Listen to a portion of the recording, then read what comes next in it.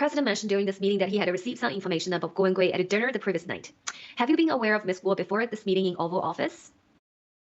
The counsel asked, and then we received the response. It say, the witness, which is Pottinger, say, the topic in the Oval Office was about Guo Wengui and international police alleged wanted him, and that a friend of the president had told him that it would be helpful to having him extradited from the United States back to China, and that friend you would later see is a Stephen Wynn.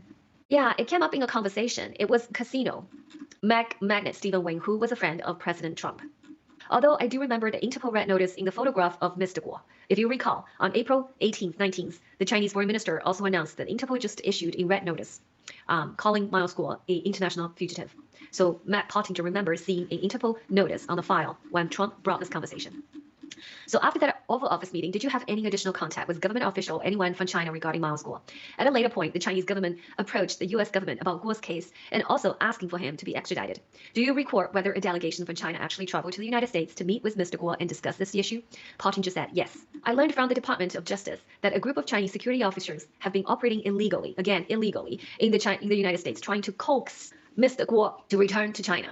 The U.S. government was not informed and had not issued a visa for that activity. It's not authorized, so that's why it's illegal. And in fact, the visa that was issued to these officials was inconsistent with allowing them to do Chinese law enforcement on U.S. soil.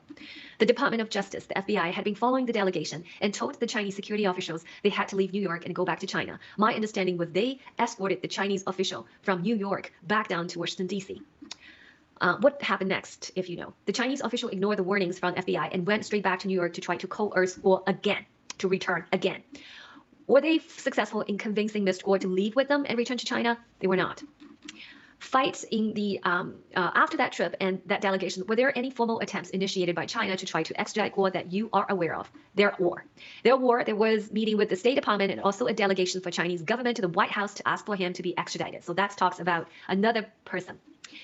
My recollection was it was the deputy chief of mission, basically the deputy ambassador of the Chinese ambassador. So there's a multiple plans, multiple people repeatedly want to doing the same thing.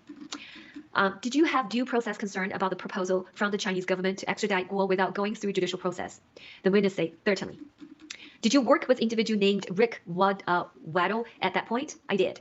Rick Waddell was the Deputy National Security Advisor, and I was Senior Director for Asia, so I reported to him and the National Security Advisor. What that about the request to extradite Guo? Entirely. During any of these meetings or any of those information that you were provided, did anything come up regarding the return of hostage being held in China in exchange for extradition of Guo? I do remember the Chinese side talking about being willing to remove Chinese criminals from the United States that the U.S. government has been trying for many years to extradite. So I can tell you, indeed, on top of the $3 billion, but in the negotiation, $3 billion scheme that I just read, they promised the royalty. In the conversation trying to influence Trump, they also offered not only taking 20,000 illegal Chinese immigrants, accepting them to be deported back to China. They also offered 2 U.S.